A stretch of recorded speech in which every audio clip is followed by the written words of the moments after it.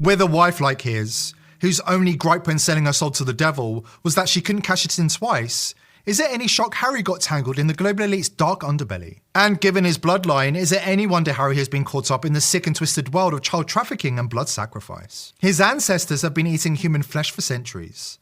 With strong evidence, the practice continues to this day, in the form of baby's blood and associated occult rituals. Why else would King Charles's first official portrait bear the image of Baphomet in the form of mirrored images? Prince Charles was also best friends with Britain's most notorious paedophile and occultist Jimmy Savile, regularly hosting him at royal estates and using him as a sounding board for advice. Charles even asked Savile, who raped hundreds of children over the course of decades as a BBC presenter, to write an etiquette guide to be followed by the Queen. We were trying to explain how Jimmy Savile got away with his crimes, and as part of that we were looking at a huge amount of archive footage of him on television over a period of 50 years. And as part of that, of talking to people, we came across the letters between him and Prince Charles, which helped give us an understanding of the nature of the friendship that they had, which I don't really think we fully understood before. And I suppose what was most interesting and why we've included those in the film, which looks really broadly at many reasons why Jimmy Savile wasn't apprehended before he died, is that the relationship was one where Prince Charles trusted and respected Jimmy Savile. What are the chances of Charles and Andrew both being best friends with the most notorious international paedophiles of their generation? King Charles's great uncle and mentor Lord Mountbatten was also accused of raping an 11-year-old boy at a notorious children's home in the 1970s. Adding weight to allegations that the British royal family practiced child sacrifice and ritualistic paedophilia as one of their ancient rites and customs. And what are the chances of King Charles's mentor also being accused of raping young boys? How many times can these revelations be swatted aside and declared a coincidence? Here, Savile is interviewed in the capacity of celebrity Rolls-Royce owner. Propped up against a bar, he deadpans that the problem with a Rolls is that it's difficult to persuade girls to go for a ride in it. Well, it's very bad for a single fella like me, because a girl will not get into a Rolls-Royce because it's too posh. He then mentions that he keeps a little van for that purpose instead, as it's less conspicuous. Savile's regular trick of hiding in plain sight is clearly demonstrated here. So I keep a little van. It's a lot better. He appears perfectly calm while volunteering this incriminating detail.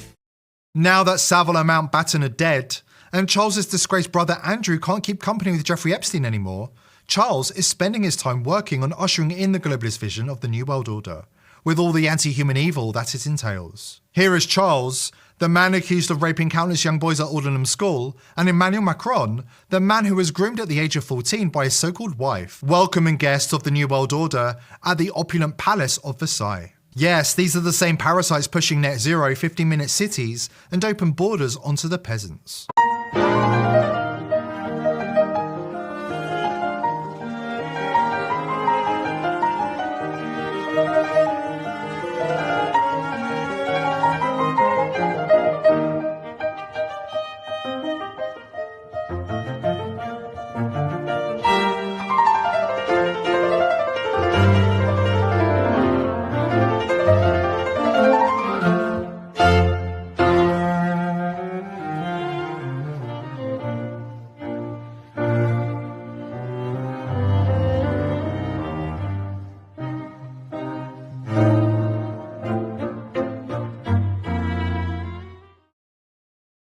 The camera caught the hypocrisy and shame, but the darkest secrets?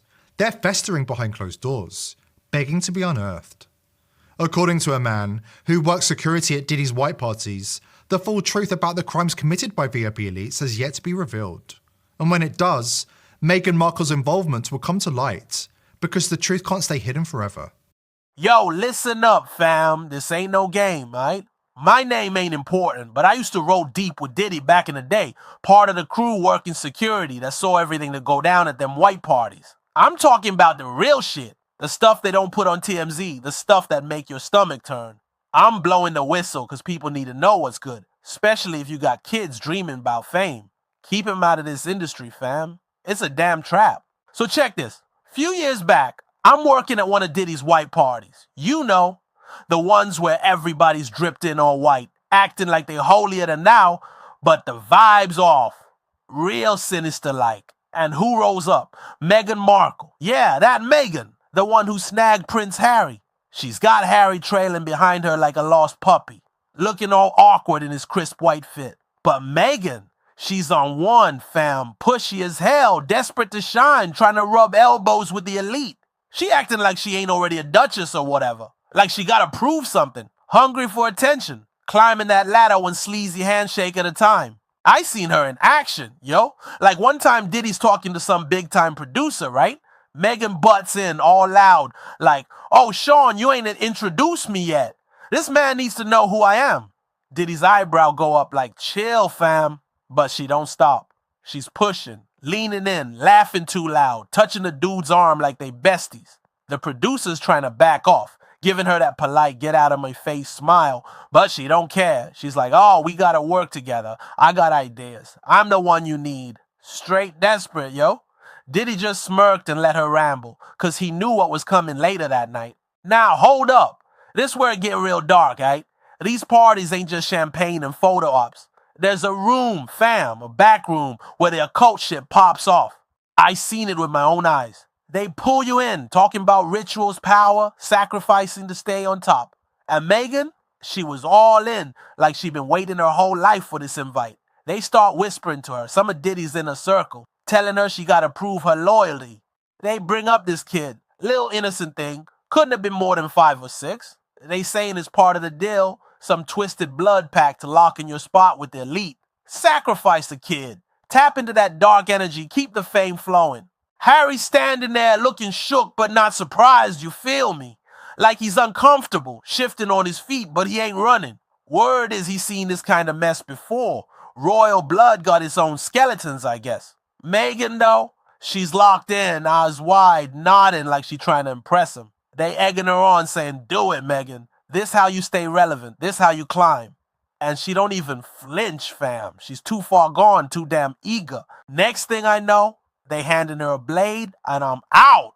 I couldn't watch that part, but later I hear it went down. They say she cut that poor kid, and then, yo, this the nasty part.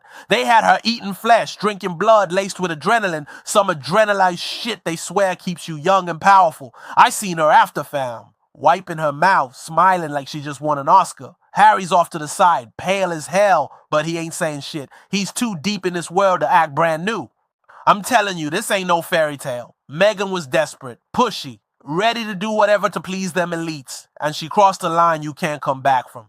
That night stuck with me, still makes me sick. Parents out there, listen close. Keep your babies out of this industry. Hollywood, the royals, all that fame shit. It's a meat grinder, and they're eating souls for breakfast. I'm done talking. Peace. For decades, the entertainment industry elites have been shoving their depravity into our faces, laughing as we stayed blind. Oprah Winfrey and Ellen DeGeneres, not just talk show queens, they've been gatekeepers, neck deep in blackmail schemes, grooming millions of viewers to accept their normalized crimes. Don't kid yourself for a second. These elites weren't just complicit, they were architects. This is the putrid truth. An ancient paedophile cult, cloaked in glitz, has sunk its claws into Hollywood, hijacking the entertainment machine to peddle its Luciferian agenda. They've dangled fame and fortune like bait, reeling in our children while corrupting our culture from the inside out. Generation after generation, the most vulnerable among us have paid the price, sacrificed to their twisted power. But now the veil has been ripped off. If you want a world where our kids are not prey for these monsters, it's time to make a stand. Fight back, or watch it all burn. Help us expose the crimes of the elite by subscribing to the channel, following me on X, and joining the People's Voice Locals community to help us educate the world about what's really happening in the world today. I hope to see you there. Today's video is brought to you by IPv6ers. Are you a content creator who wants to publish information online without Big Brother spying and censoring your every move?